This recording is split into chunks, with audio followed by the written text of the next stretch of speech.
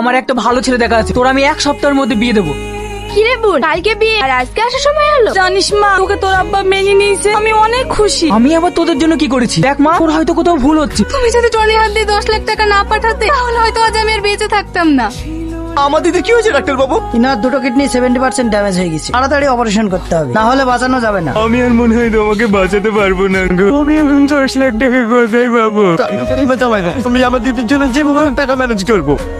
তারপরও 10 লাখ টাকা নিয়ে আসি, আর টাকাটা দেওয়ার সময় জানাই ওই টাকাটা নাকি তুমি দিয়েছো। হ্যাঁ, এটা আমি দিয়েছি, তবে ওই টাকাটাই হতভাগের ভালোবাসার বিক্রির টাকা ছিল।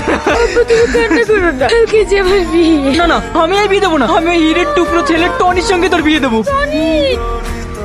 সালমা, আমি তোমাকে ভুল বুঝেছি টনি, তুমি আমাকে ক্ষমা করে দিও। I love you. আমি তোমাকে অনেক ভালোবাসি সালমা।